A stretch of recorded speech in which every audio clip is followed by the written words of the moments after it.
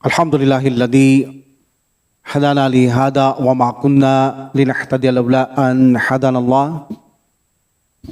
Asyhadu an la ilaha illallah wahdahu la syarika lah wa asyhadu anna Muhammadan abduhu wa rasuluhu sallallahu alaihi wasallam.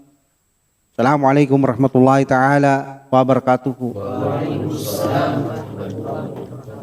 Alhamdulillah, pagpapatuloy natin ang buhay ng mahal na Propeta Muhammad sallallahu alaihi wasallam. Nung nakaraan ay umalis na ang mga Quraysh at pagkatapos ay inilibing na at tinayos ng mga libing ng mga sahaba na kung saan ay inilibing ito ng magkakasama ang mga ilan, mga kamusliman, 2, 3.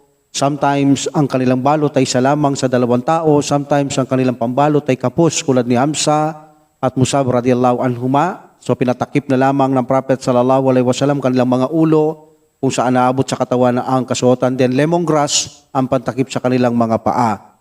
So nung maayos na ito lahat ng Propeta Muhammad sallallahu alaihi wasallam at siya ay humingi ng o nagsagawa ng dua kay Allah subhanahu wa ta'ala para sa kanyang mga kapatid na nangamatay.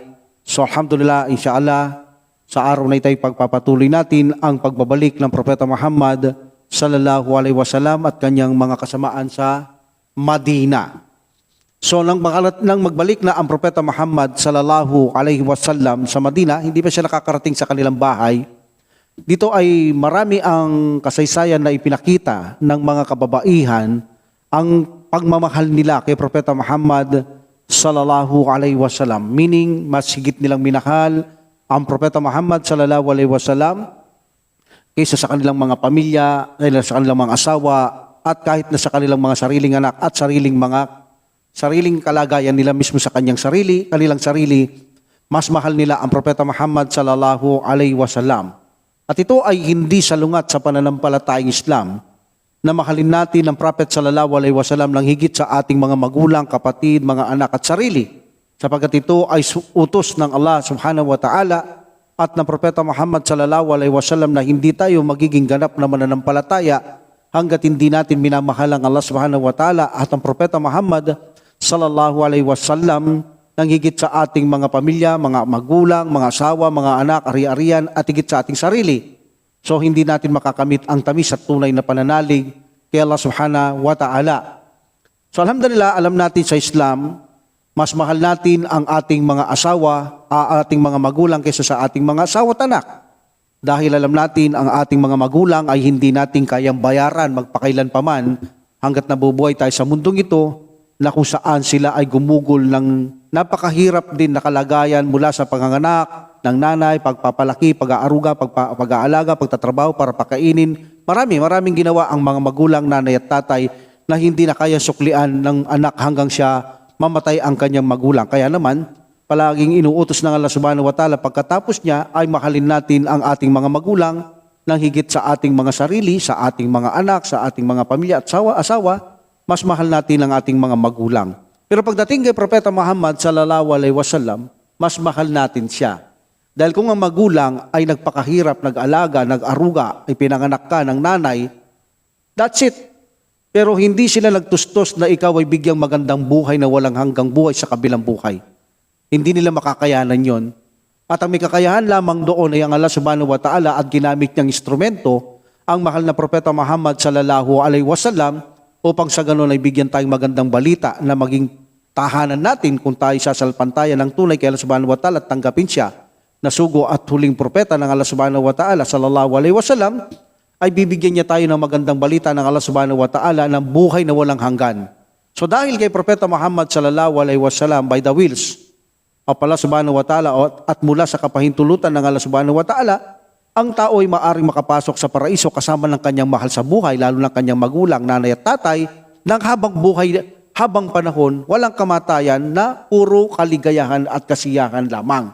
So dahil dito ay susuklian natin ito sa utos ng Allah subhanahu wa ta'ala na mahalin natin ang Allah subhanahu wa ta'ala at ang Prophet sallallahu alaihi wasallam ng higit sa lahat kahit na sa ating mga sariling buhay. So walang kontradiksyon, no? But after that, Mahal natin ang magulang, maliban kay Prophet sallallahu alaihi wasallam, mas mahal natin ang ating mga magulang kahit kanino paman. Okay? So pagbalik ng Propeta Muhammad sallallahu alaihi wasallam, hindi pa nakararating sa kanilang tahanan, ipinakita na ang pagmamahal ng mga tao doon. At alam natin, mga kababaihan doon alos ang naiwan at nangamatay ang kanilang mga asawa, kapatid, nanay. Ngunit tignan natin ang ipinakita ng mga kababaihan kay Prophet sallallahu alaihi wasallam nang siya ay pumasok na sa Madina. So, unahin natin ang asawa ni Mus'ab ibn Umair radiyallahu an. Alam natin, namatay doon si Mus'ab ibn Umair radiyallahu an na kung saan sinakripisyo niya ang kanyang sarili, ginawa niyang panagka. Huwag lamang mamatay o masaktan ng mahal na Propeta Muhammad sallallahu alaihi wasallam. Kita niyo ang pagmamahal nila kay Propeta Muhammad sallallahu alaihi wasallam for the sake of Allah subhanahu wa ta'ala. Walang halaga sa kanilang buhay, asawa, anak, ari-arian. Walang kwenta sa kanila yan. Mas mahal nila ang Propeta Muhammad sallallahu alaihi wasallam, maging ito mo ay babae o lalaking companions ng mahal na Propeta Muhammad sallallahu alaihi wasallam. Nang makatagpo ito ng Propeta Muhammad sallallahu alaihi wasallam si Hamma binti Jas, na kung saan asawa ni Mus'ab ibn Umair radiyallahu an, sinabi ng Propeta Muhammad sallallahu alaihi wasallam, sabi niya, "Ya Hamma, namatay ang iyong kapatid na lalaki sa Battle of Uhud." So, dito sinabi ni Hamma binti Jas, tayo ay nagmula kay Allah subhanahu wa ta'ala, ya Rasulullah, at sa kanya tayo ay magbabalik. So malakas ang pagtitimpi, no? Namatay ang kanyang kapatid. At dito ay nagduwa pa siya sa kanyang kapatid kay Allah subhanahu wa ta'ala. Humingi ng kapatawaran, of course, at kahabagan siya ng Allah subhanahu wa ta'ala. At sinabi din ng Propeta Muhammad sallallahu alaihi wasallam sa kanya, sabi niya, at ganun din Hamma, namatay din si Hamza bin Abdul Muttalib. Okay, ang yung tsuhin. Sabi niya, ang yung tsuhin. Sabi niya, kay Allah subhanahu wa ta'ala tayo nanggaling, sa kanya tayo magbabalik, at hiningi niya rin ng tawad at hiniling niya ang habag ng Allah subhanahu wa ta'ala ay mapaki Hamza bin Abdul Muttalib radiyallahu an. So, nang sabihin ng Prophet sallallahu alaihi wasallam, namatay din ang iyong asawa, si Mus'ab ibn Umair. Sumigaw siya, lumitaw yung pagkajahiliya. Sumigaw talaga siya, nagiyak siya, sumigaw siya. Sabi ng Prophet sallallahu alaihi wasallam, tunay nga naman ang asawang babae ay pinakamamahal niya ang kanyang asawang lalaki.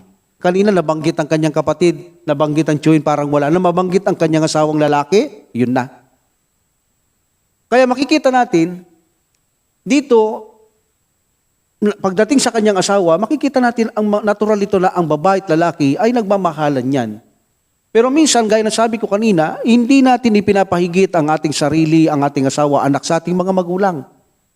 At ito ay hindi katuruan sa Islam, na kung saan, marami sa mga tao pangkaraniwan sa mga hindi mananampalataya, kahit na makipag-away siya sa kanyang nanay at tatay, never lamang na gusto niya masaktan nila ang kanyang asawa. Kahit mali ang asawa, alam natin marami sa mga kafir, ang kinakampiyan nila ang kanilang mga asawa laban sa kanilang magulang. At ito ay talamak na hindi natin ito maitatanggi na ang mga hindi mananampalataya, ipinaglalaban nila ang kanilang mga asawa laban sa kanilang sariling magulang kahit na mali ang kanilang mga asawa. Ganon silang magmahal sa kanilang mga asawa. That's why in our religion, alhamdulillah, purihin natin Allah subhanahu wa ta'ala, binigyan niya tayo ng guide na mali yung ganon. Dapat marunong tayong tumanaw na utang na loob kay Allah subhanahu wa ta'ala at pagkatapos, ang natural na tumanaw ng utang na loob sa nanay at tatay. Hindi naman natin makakamit ang sa mundong ito by the will sa Allah subhanahu wa ta'ala, magkaroon ng anak, asawa o ano pa man, kundi sa kanila. Unang-una, ginamit siya ng Allah subhanahu wa ta'ala ang nanay na ipanganak ka. Naging instrumento siya kung bakit kalilitaw sa mundong ito. At pagkatapos ikaw ay inaruga niya. Mula sa loob ng tiyan ng nanay, 9 na buwan, o 7 o 8, minsan pinapanganak. Paglabas mo, aalagaan ka niya. Bibihisan ka niya, siyang maghihilamos sa iyo. Siyang mag-aalis ng dumi mo, siyang mag-aalis ng ihi mo. Kahit natutulog ng masarap, pag umiyak ka, tatayo siya, babangon siya. Kahit kumakain siya, siya ay, kung dumumi ka, lilinisin ka niya. Paano mo susuklihan yung ganun? Na ilang taon niyang gagawin yun sa iyo, ng nanay mo. Kaya ang nanay, mas higit natin dapat mahal sa tatay, dahil mas malaki ang sakripisyo ng nanay sa tatay. Pero gayon pa man, pantay na dapat ang pagmamahal, ito ay higit na mainam. Pero kung tutusin, mas malaking pagdurusa ng nanay kaysa sa tatay. Pagdating naman sa pagpapakain, pagbibihis, of course, ang tatay naman, ang lamang dyan sa nanay. Pero mahirap ang nag-aalaga ng bata, baka kala natin, dahil naranasan natin siguro lahat yan, baka gusto pa natin magtrabaho sa mga construction kaysa sa mag-alaga ka ng bata. Ganun ang dinanas ng mga magulang, lalo na ang ating mga nanay. Pagkatapos, abang kumakayod si tatay, inaalagaan ka niya, pinapakain ka niya, binibisyan ka, pinagluluto ka niya, lahat ginagawa niya hanggang sa lalaki ka. Pagkatapos, pagkalaki mo, lahat ginawa nila, ang buong panahon nila, nagpakapagod sila hanggang tumanda sila para lamang sa mga bata. Pag nag-asawa na to, ayan na, nagkamali yung asawa, kakampiyan niya to, lalabanan niya ang kanyang nanay at tatay. Ito ay hindi akma at katuruan sa ating relihiyon. Mas mahal natin ang ating ina at ating ama nang higit sa lahat maliban kay Allah subhanahu wa ta'ala at kay Propeta Muhammad sallallahu alaihi wasallam. So, ito ay hindi katuruan sa atin na ipagtanggol ang asawa laban sa magulang, lalo na kung ito ay mali. Tandaan natin ito, okay? So, napakaraming depekto ang bigyan natin ng puot, galit, sama ng loob ang ating mga magulang kapag tayo ay nagbibigay ng sama ng loob sa kanila, nagagalit sila, pati ang sala natin ay hindi dinidinig ng Allah subhanahu wa ta'ala. Yes, nakakapagsala tayo, pero hindi tayo dinidinig ng Allah subhanahu wa ta'ala. At ganun din, hanggat nagagalit yan, galit din ng Allah subhanahu wa ta'ala sa atin. Paano kapag patay na tayo?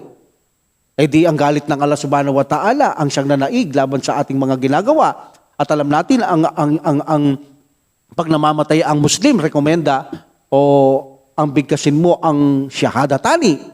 Pero hindi mo mababanggit yan kapag galit ang iyong magulang. At alam natin, mayroong proof yan na kung saan kay Prophet sallallahu alaihi wasallam mismo siya ang nagpapabanggit ng shahada, pero hindi niya mababanggit at pinatawag ang kanyang nanay. Yun pala kaya hindi mabanggit ay galit ang kanyang nanay. So umakad lang yun, no? Para ikaw ay tulungan ng Allah subhanahu wa ta'ala mabanggit mo yun. So maraming epekto kapag mayroong sama ng loob ang ating mga magulang. Kaya dapat hindi ito nabibigyan ng sama ng loob. Okay? Kasi bakit?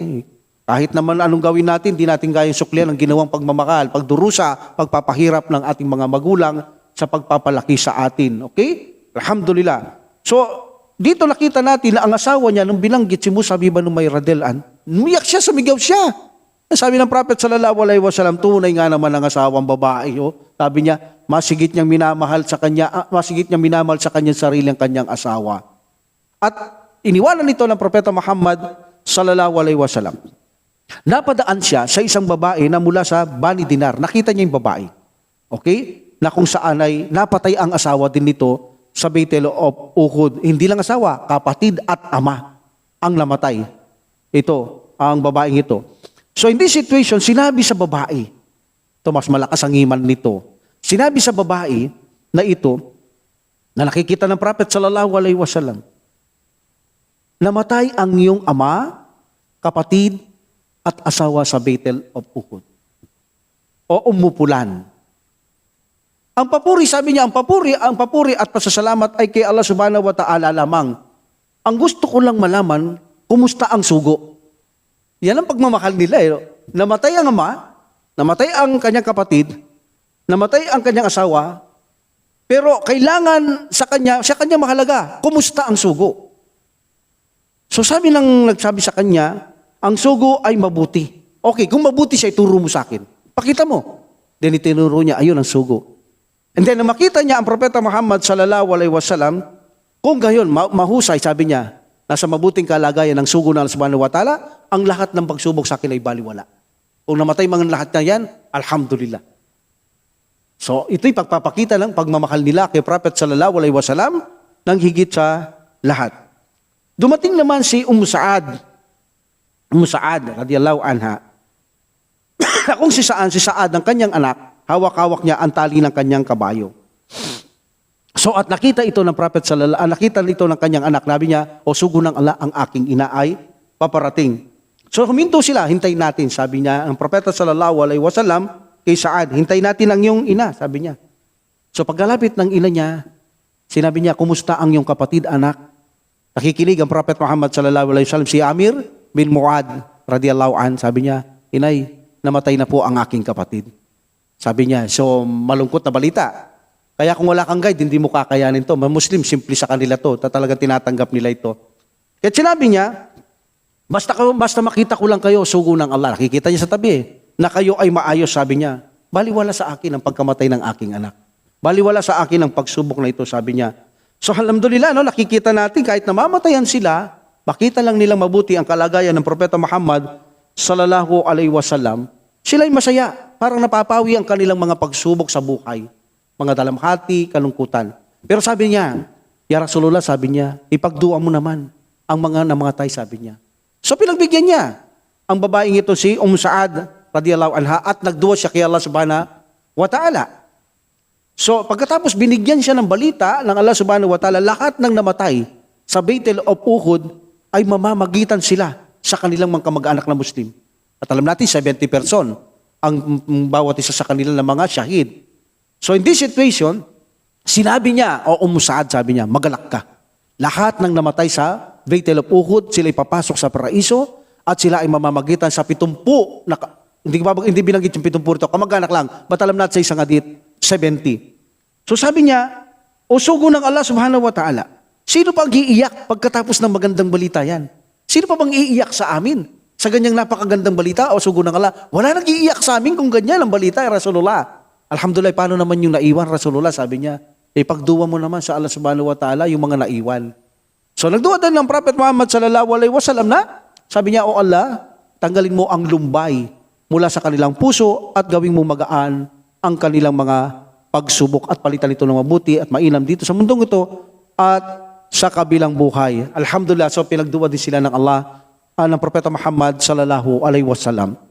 So nang dumating na ang sugo ng Allah subhanahu wa ta'ala, gabi na sa kanila, okay? Yun ay araw na ng Sabado. Alam natin, pag Maghrib, doon tayo magpapalit ng petsa. Okay? So ito ay araw ng Sabado, ikapito ito, 7, ikapito ng buwan ng Shawwal ito. Okay? So, it is say 3 after Hijrah. Nakarating ng Prophet sallallahu alaihi wasallam sa kanila, then binigay niya kay Fatima yung kanyang espada. Sabi niya, Fatima, ugasan mo mabuti ang espadang yan, o aking anak, sumpamang kay Allah subhanahu wa ta'ala, malaki ang naitulong sa akin ngayong araw na yan, ang espadang yan. So ganun din si Ali, radiyallahu anhu, asawa niya ito, sabi niya, ito naman ang espada ko. Ugasan mo rin, sabi niya, katulad ng kay Prophet sallallahu alaihi wasallam, dahil malaki rin ang naitulong yan sa kapahintulutan ng Allah subhanahu wa ta'ala, ang espadang yan. At pinatunayan ito ng Prophet sallallahu alaihi wasallam na sila nakipaglaban ng todo-todo para kay Allah subhanahu wa ta'ala, si Ali radiyallahu anhu, kasama mo sabi niya si Sahil bin Hunayf at Abu Dujana, sila rin ay nakipaglaban ng totohanan sa landas ng Allah subhanahu wa ta'ala. So nanatili ang mga Muslim sa gabing yaon sa Madina at ang mabot ito ng linggo. Nagpalit na naman ng petsa, umabot na ng linggo, no? Ikawalo naman to. Ikawalong araw. Sabi, meaning kapag aabot ng umaga, ito ikawalo pa rin. Okay? So ikawalong araw ito ng buwan ng Shawwal, third after Hijrah. Pagkatapos magbalik ang mga ito sa Mount Uhud.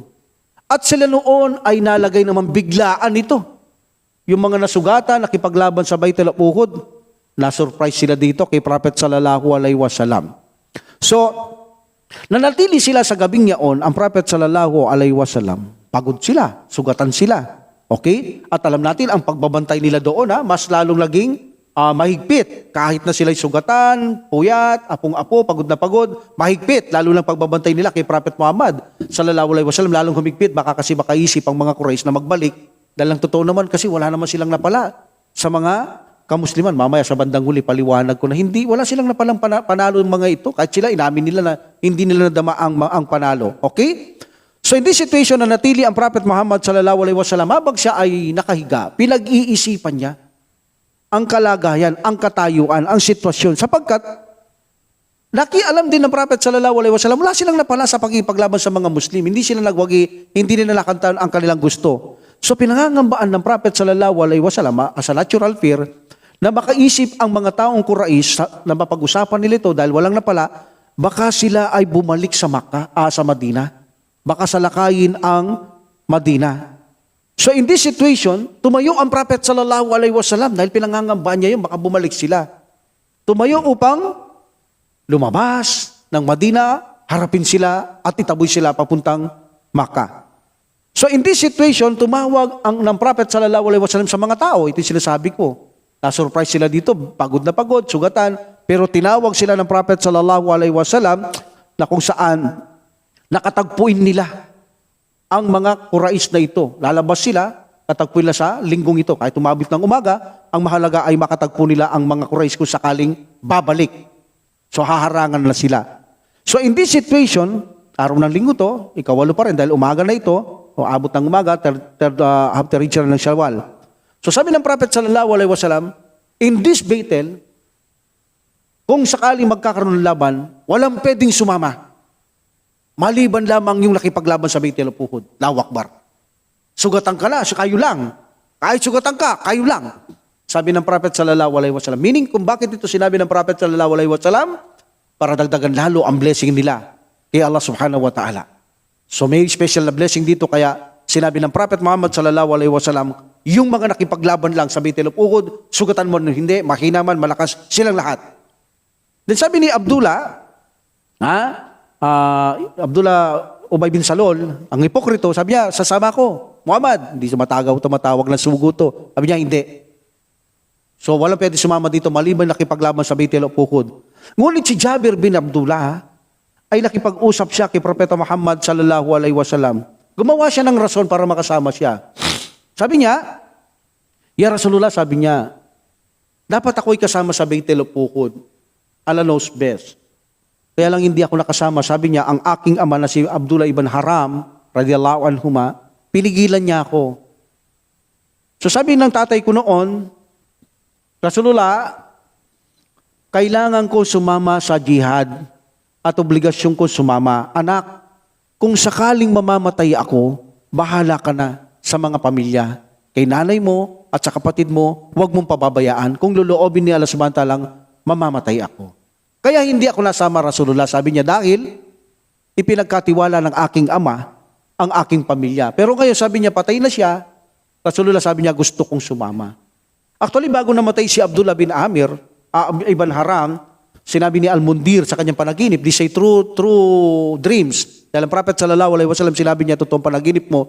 Si Al-Mundir ay nagsabi sa kanya kay Abdullah ibn Haram sa kanyang panaginip, natutulog si Abdullah ibn Haram. Sabi niya, ni Al-Mundir na nagsalita sa kanya, sumunod ka sa amin, sabi niya, dito sa paraiso. Sabi niya, sumunod ka sa amin, sabi niya, pumasok ka dito. And then, pagkagising niya, pinuntaan niya ang Prophet Muhammad sallallahu alaihi wasallam, Ya Rasulullah, sabi niya, napanaginipan ko, sabi niya, na si Al-Mundir ay nagsabi sa akin na sumunod daw akong pumasok sa paraiso sa kanila. Ya Rasulullah, sabi niya, anong ibig sabihin niya? Totoo ang panaginip mo, papasok ka sa paraiso, sabi niya. So, Ya Rasulullah, sabi niya, ipagduwa mo ako kay Allah subhanahu wa ta'ala na mamatay na ako sa Battle of Uhud, sabi niya. Allahu Akbar. Sabi niya, Rasulullah, ipagduwa mo na ako. May mga anak yan, ha? Ito nga, yung anak niya, iniwan niya. Sabi niya, Rasulullah, sabi niya, ipagduwa mo na ako kay Allah subhanahu wa ta'ala na maganap na makapasok ko sa paraiso, sabi niya. Then, ito ay naganap nga at pinagkaloob ng Allah subhanahu wa ta'ala na siya ay mamatay. Actually, mayroon pag isa doon si Kaitama. Si Kaitama in Battle of Badar, nagkaroon, di ba, nung Battle of Badar, nagkaroon ng palabutan yung balabanutan, tatay anak, natalo yung tatay, ito nga si Kaitama. Tapos nakiusap siya sa anak, sabi niya, ako na lang, sabi niya. Hindi, ama, sabi niya, ako'y masunurin na anak. Pero gusto ko ngayon, sabi niya, sundin ko ng mga nasbantala at ang Prophet sallallahu alaihi wasallam, at gusto ko makapasok sa paraiso, aking ama, sabi niya, huwag mo na ngayon, sabi niya. Hindi siya pinagbigyan sa Battle of Badar. Ito sa Battle of Uhud, dito siya nakasama si Kaitama. Na sinabi ko noon, pareho silang namatay sa jihad, Battle of Badar, ito naman Battle of Uhud. Pero nanaginip din ito bago ang Battle of Uhud. Napanaginipan niya ang kanyang anak. Sabi niya, o aking ama, pumasok ka, sumama ka sa akin dito. Sabi niya, napakagandang lugar. So pinakita sa akin ng lugar, sabi ni Kaitama, ang ganda ng lugar, sabi niya. Nakikita niya, panaginip. Sabi niya, pumasok ka dito, aking ama, sabi ng kanyang anak. Gusto kitang makasama, sabi niya. So pagkagising niya, pinuntahan niya rin ang Prophet sallallahu alaihi wasallam. Sabi niya, Rasulullah, napanaginipan ko yung anak ko. Before Battle of Uhud. Sabi niya, pinapapasok ko sa paraiso. Ang ganda ng lugar, Rasulullah, sabi niya. Totoo ang panaginip mo, sabi niya. Ay, Rasulullah, ipagduwa mo na rin ako, sabi niya, namamatay na rin sa Battle of Uhud, ya Rasulullah. Ipagduwa mo ako sa Allah subhanahu wa ta'ala. Gusto ko na makasama ang aking anak, Rasulullah, sabi niya. At namatay din ito sa Battle of Uhud. Alhamdulillah. So in this situation, pinayagan niya si Jabir bin Abdullah radiyallahu anhu na makasama siya because mayroon siyang sapat na rason. Sabi niya, Rasulullah, nangako pa itong batang to, kung magkakaroon ng jihad, wala kang makikitang digmaan na magiging maligaya ka maliban makasama mo ko, Rasulullah. Kapag nagkaroon ng digmaan, sabi niya, Rasulullah, magagalak ka sa buong buhay mo. Meaning talagang gagawa ito na kung saan talagang masisihan ang Prophet Muhammad sallallahu alaihi wasallam. So in this situation, binagsakan sila ng aya ng Allah subhanahu wa ta'ala. Ito yung sinasabi ko. Gusto kasi ng Prophet sallallahu alaihi wasallam, kaya gusto niya yung mga nasugatan, nakipag-awalay sa Battle of Uhud, bakit gusto niya silang sumama lang para madagdagan ang blessing nila kay Allah subhanahu wa ta'ala. Ikita mo nga naman, apong-apo, pagod, puyat, sugatan, tapos lalaban kayo, tapos Anong sabi ng mga ito? Ya Rasulullah, sabi niya, susunod at susunod kami sa inyo. Hindi na mauulit yung pagsuway. Susunod at susunod kami sa iyo, Rasulullah, kung anong gusto mo. Then Allah subhanahu wa ta'ala said, A'udhu billahi minash shaitanir rajim. Bismillahirrahmanirrahim. Alladhina istajabu lillahi war rasuli min ba'di ma asabahumul qar. Lilladhina ahsanu minhum wattaqu ajrun adim. Ang mga tumugon sa panawagan ni Allah subhanahu wa ta'ala at ng kanyang sugo matapos masugatan, sila ay gumawa ng kabutihan. At nangamba kay Allah subhanahu wa ta'ala ay mayroon kayong malaking gantimpala. Wattaqu ajrun adim. At alam natin walang malaking gantimpala maliban na makita ang mukha ng Allah subhanahu wa ta'ala. At makikita lang ito sa paraiso. Bagamat sa day of resurrection, magpapakita ito sa mga mananampalataya, but on the paradise, hanggat gusto mong nakikita ang Allah subhanahu wa ta'ala, ito ang sukdulang tagumpay na makita natin ang manlilikati bilang tayo ng Allah subhanahu wa ta'ala. Amin rabbil alamin. So in this situation, pinuri sila ng Allah subhanahu wa ta'ala in a natural phrase. So tumahak sila kinabukasan ng linggo, no? Ang mga Muslim, hanggang sa makarating sila sa puok na tinatawag na Hamraul Asad. Ang layo nito sa Madina ay mayroong 8 milya. 8 milya. Medyo malayo-layo na ito, no? So, at doon ay nagkampo. Meaning, nagharang na doon ang Prophet sallallahu alaihi wasallam. Kung babalik ang mga Quraysh, nandun na sila. Okay? So, nagkampo doon ang Prophet Muhammad sallallahu alaihi wasallam at mga Muslim. At dito, ang mga tribo na Bani Qusaa at Bani Hashim, ito ay magkakampi na nabalitaan nilang nangyari kay Prophet Muhammad sallallahu alaihi wasallam. At ayaw nilang maulit yung nangyari kay Prophet Muhammad sallallahu alaihi wasallam na siya ay nasugatan sa Battle of Uhud. Kaya nung dumating si Ma'bad ibn Abi Ma'bad al-Qusaa, dumating siya doon sa Hamraul Asad at doon siya yumakap sa pananampalatayang Islam at sinabi niya kay Prophet sallallahu alaihi wasallam, ayaw naming maulit ang nangyari sa iyo, sugo ng Allah. Hindi ka namin pababayaan. So dito nag-embrace ito. At pagkatapos ay inutusan siya ng Prophet sallallahu alaihi wasallam. Okay, sabi niya, kasalubungin mo o katagpuin mo sila Abu Sufyan. Puntaan mo sila. Pagkatapos himukin mo sila na iwanan ang masasamang layunin nila. Meaning kung babalik sila, himukin wag nang bumalik. Okay? So in this situation, ang naisip ng Prophet sallallahu alaihi wasallam nung nakahiga siyang gabi, na baka bumalik, nagkatotoo nga. Nagkatotoo nga. So ang mga musyrik, pauwi na sila sa Makkah, tumigil sila sa lugar ng Arraha. Meaning 36 million naman to sa Madina. 8, nasa labas sila ng Madina ang Prophet sallallahu alaihi wasallam, 8, sila naman 36 milya. Papunta ng Makkah sila, labas ng Madina. So sinabi lang isa sa kanila, wala naman tayong nagawang anuman eh. Parang hindi niya nadama ang panalo. Wala naman tayong nagawang anuman sa kanila, sabi niya. Winasak lang natin yung kanilang linya. Mawasak nga naman, napasukan sila. Winasak lang natin ang kanilang persa. Pagkatapos iniwan natin sila. Ano yun, sabi niya. Tayo pa nga ang umalis hindi man sila sabi niya. So wala man tayong napala, sabi niya. Yung mga natitira nilang pinuno ay buhay na buhay. Wala man namatay. So in this situation, sabi niya, bakit hindi tayo mag-ipon-ipon muli na magbalik sa Makkah, sa Madina para patayin sila? Aba, maraming nakumbinsi dito. Totoo nga naman yung sinabi niya. Wala nga naman silang napala. Yung layunin nilang walang humadlang sa kanilang pangangalakal, ay mayroon pa rin. Ayun pa naman ang motibo nilang isang target nila dito, ang wala nang humadlang sa kanilang pangangalakal ay wala rin, may hakad lang pa rin, buhay pa rin sila. Kaya sabi ng isa, bakit hindi tayo magsipagbalik at pagpapatayin ang mga ito upang mapagbagsak natin ang kanilang pwersa? So in this situation, marami ang umagri sa taong ito. But si Safwan, sabi ni Safwan, o mga kababayan, relax lang, take it easy. Huwag ninyong gawin yan, sabi niya. Natatakot akong tunay na baka nanalo na nga tayo Yun ang sabi niya. Nanalo na tayo. Kapag ginawa natin ang bumalik sa kanila, abay baka matalo pa tayo dahil ang pagbabalik na ito ay tiyak na inipon na niya ang mga kasama niya na hindi sumama sa Battle of Uhud. Tiyak na nakakahanda ng mga yan. Mangangamatay tayo, matatalo pa tayo. Panalo na ka Sabi sa kanila Safwan bin Umayya. Pero marami pa rin ang hindi nakumbinsi. At gusto pa rin nilang lumusob sa Madina. So in this situation, walang magawa si Abu Sufyan, kundi sundin na lang mga matao, lumusob sa Madina dahil gusto rin naman ng Abu Sufyan na talagang mapatay ang mga ito. So in this situation, inutusan ni Prophet sallallahu alaihi wasallam si Ma'bad. Okay? Sabi niya, dumating si Ma'bad, sabi niya, "Oh, Ma'bad," sabi ni Abu Sufyan, "saan ka galing dito? Anong nasa likod mo? Meaning, kumusta yung sa likod mo? Meaning, anong balita sa likod mo?"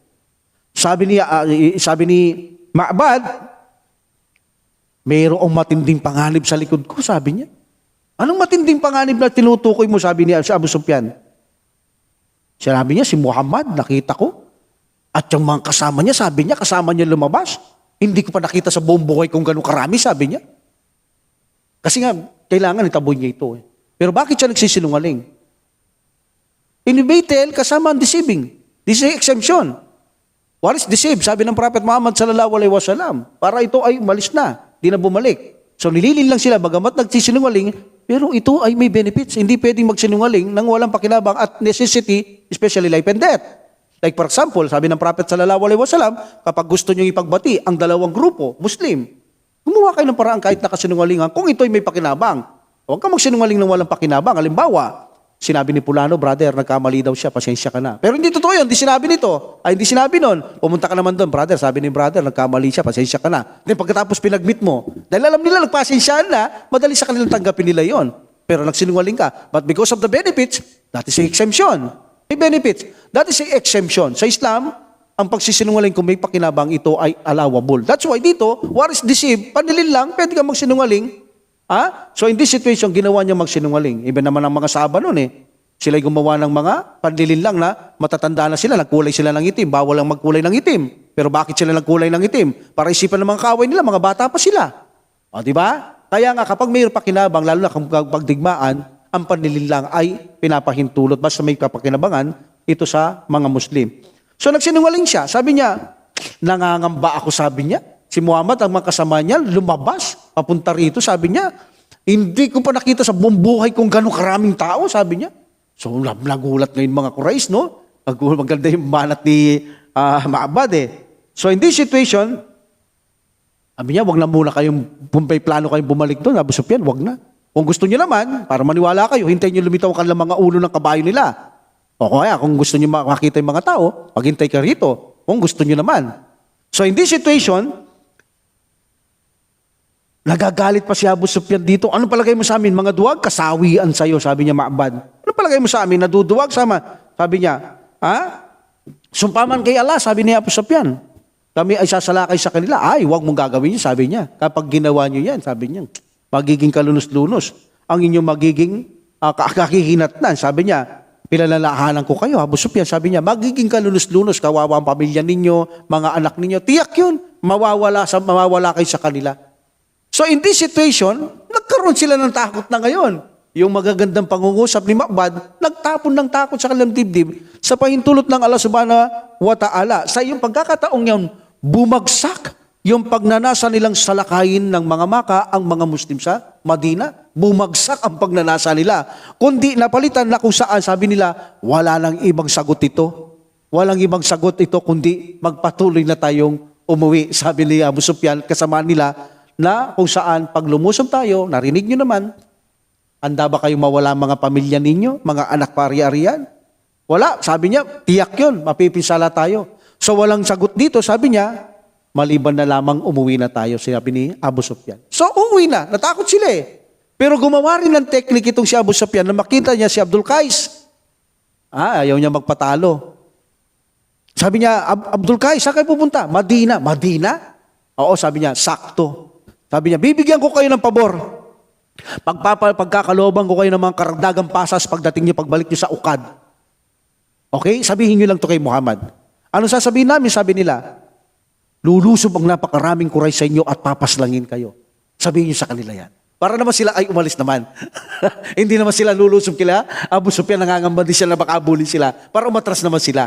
Okay? So in this situation, bumagsak ang aya. Alam niyo kung anong naramdaman ng mga Muslim? Hindi takot. Lalong lumakas ang iman nila. Anong sabi ng Allah subhanahu wa ta'ala? Binagsak niya ito. Innan nasa kada jama'u lakum. Ito yung sinabi nila eh. Tunay na ang mga taong pagano'y nagtipon-tipon laban sa inyo. Paksyawhum, katakutan niyo sila, sabi ng mga taong to kay Prophet sallallahu alaihi wasallam. Ano nangyari? Pasadakum imana wa qalu hasbunallahi wa ni'mal wakil. Ito yung sinabi ng mga Muslim. Ano sinabi nila? Sapat na sa amin si Allah subhanahu wa ta'ala, siya ang pinakamabuting tagapangalaga. Hindi sila malis doon, nanatili sila doon. Almost 3 days sila doon, nintay sila. Wala naman dumating na mga sasalakay na marami, wala. Pero yung mga Christ, ayun na, nagpatuloy na, nanakot na lang sila. Pero yung palang tinakot nila, lalong lumakas ang iman. Ito kasi ang maganda kapag kilala mo si Allah subhanahu wa ta'ala. Hindi sapat na kilala mo yung mga pangalan, A'la, makikita mo, the Al-Ghafur, makikita mo yung mga pangalan, Al-Aziz, Al-Hay. Hindi sapat yan. Kailangan mong alam ang mga kahulugan at kailangan mong i-apply sa sarili mo. Kapag ganyan na alam mo ang mga pangalan ng subhanahu wa ta'ala at na i-apply mo sa sarili mo, Allahu Akbar, hindi basta-bastang kayang tibagin ni Satanas at ng iyong kaluluwa ang iyong iman. Katulad nila. Dahil sa kilalang-kilala nila ang Allah subhanahu wa ta'ala, sabi nila, sapat na sa amin si Allah subhanahu wa ta'ala ang sapat na tagapangalaga ng lahat ng pangyayari. Halimbawa, o bakit naman sila matatakot? Si Allah subhanahu wa ta'ala nagbibigay ng kamatayan. Kahit saan ka pumunta, kapag papatayin ka niya, mamamatay ka. Kahit magkulong ka sa bahay mo, pag papatayin ka, papatayin ka. Kahit makipagpatayan ka, kung ayaw naman ng Allah subhanahu wa ta'ala, hindi ka mamamatay. At ang daming mga sabang gustong mamatay sa diyad, hindi na mamatay. That's why, ang Allah subhanahu wa ta'ala, sapat na nga naman. Na bilang tagapangalaga, ang pinakamagaling na tagapangalaga sa ating mga buhay. That's why, kilala nila ang Allah subhanahu wa ta'ala. Sino tatakutin mo? O, di ba? Kaya napakainam sa isang Muslim na kilala natin ang Allah subhanahu wa ta'ala. Alam mo nga namang Allah subhanahu wa ta'ala, nakikita niya lahat ng bagay. Ano mang gawin mo, naririnig niya, nakikita ka niya. At kapag na-i-apply mo sa sarili mo yun, maiiyak kang gagawang mali, maiiyak kang sumuway sa Kanya. Napakaganda ng iyong pananalig, pananampalataya kapag kilala mo si Allah subhanahu wa ta'ala. So matapos ang nadumating ang Prophet sallallahu alaihi wasallam, dumating sila ng linggo rin sa Amraul Asad. So 3 araw sila doon eh. Lunes, Martes, Miyerkules. Inintay nila yung sinabi ng mga taong tong, saan yung lulusob na yan? Napakarami. Wala nga, 3 araw na tayo dito. Wala man lumulusob sa atin. So in this situation, dahil walang lumulusob, umuwi na lang sila. Meaning, malinaw na umuwi na sila.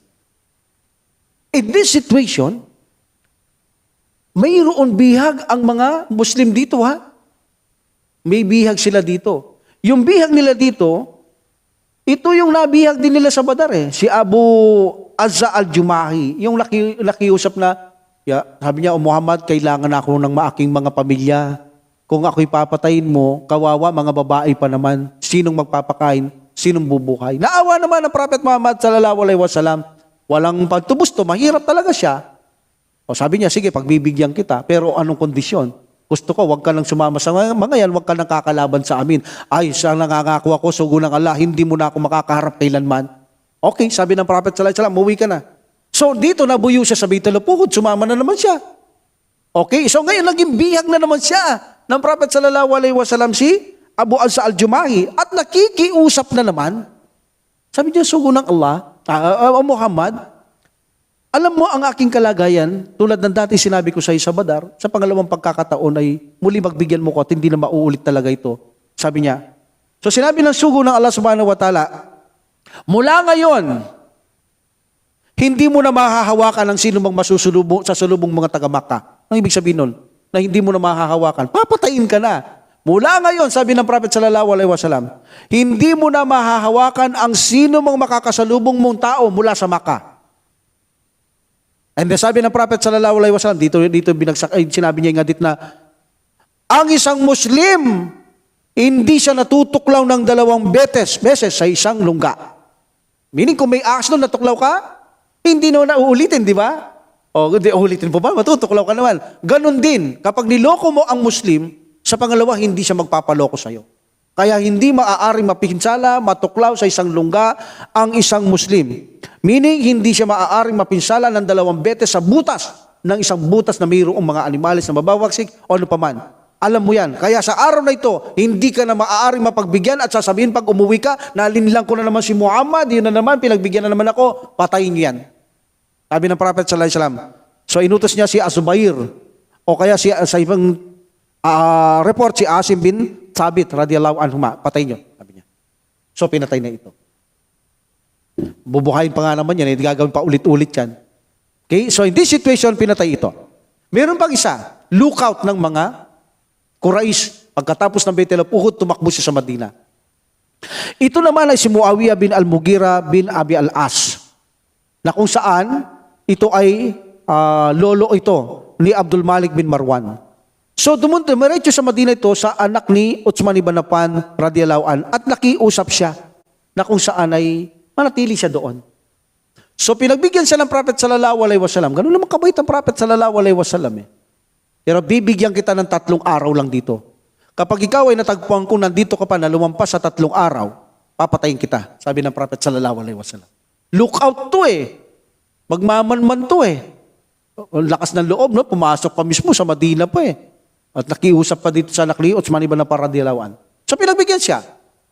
Then pagkatapos nilang magbalik, ng Prophet sallallahu alaihi wasallam, hindi bumalik yung mga Quraysh, no? 3 araw sila nag-stay doon, umuwi na. Nabalitaan niyang nandun pa yun. Nandun pa to. Meaning, lampas ng 3 araw to. So, ang ginawa ng taong ito, si Muawiyah bin al-Mughira bin Abi al-As, tumakas. Siyempre, usapan, papatayin siya. So, ito ay pinahabol na mahal na Propeta Muhammad sallallahu alaihi wasallam. Pinahabol niya ito sa mga sahaba. At nang ito ay mahabol, ang inutos dito, Said bin Harith at Ammar bin Yasir. So, sabi ng Prophet sallallahu alaihi wasallam, tugisin niyo siya. Habulin niyo siya. Pag nakita niyo, patayin niyo siya. Allahu Akbar. Nung matugis ito ni Said at ni Ammar radiyallahu anhu, pinatay nila ito. Alhamdulillah. So in this situation, lumilitaw, hindi nanalo ang mga Quraysh sa mga Muslim. Actually, sa ating pag-aaral, lumilitaw na ang Battle of Uhud, even na ito ay hindi purong victory or pure victory, hindi rin naman ito pagkatalo. Actually, ang nanalo dito ay ang mga Muslim. Unang-una, ang mga Muslim na natili sila sa Battle of sa Mount Uhud, hindi sila umalis doon. Ang mga Muslim ang tumakas. Di ba? Sila ang watras, sila ang tumakas. So, ganun din, sila ay may bihag. Ang mga Quraysh, wala naman silang bihag. Pagkatapos nito ay lumusob pa sila ito. Pumunta dito sa lugar na kung saan nanatili sila ng 3 araw. Pero hindi kumalaban ng mga Quraysh. At higit sa lahat, hindi nila nakuha yung main purpose nila na maisakatuparan niyaong kapag nangalakal, walang hakadlang, walang katatakutan. Walang nangyari. Meaning, wala silang tagumpay talagang napala. At sila na mismo nagsabi, wala naman tayong napala eh. Kundi lamang nawasak natin ang pwersa, yung kanilang pangkat, pagkatapos wala na eh. Kaya sa kanila, hindi talaga ito tagumpay. Lumilitaw dito pa rin ang tagumpay ay ang mga Muslim. Ngunit, ang kasawian ng mga tao, kung bibilangin marami sa kanila, ito ay blessing mula kay Allah subhanahu wa ta'ala, at meron din dito na babala na wag na silang susuway kay Prophet sallallahu alaihi wasallam. After this, walang sumusuway, sunod-sunod na tagumpay at ang pagpasok ng biyaya sa Madina, sapagkat naiintindihan man ngayon o hindi, susunod at susunod sila at hindi susuway. Katulad ito, lahat lamang nakipaglaban sa Baitul of Uhud, sila lamang ang sasama. At sila ay nagsabi, kami susunod sa iyo o sugo ng Allah subhanahu wa ta'ala.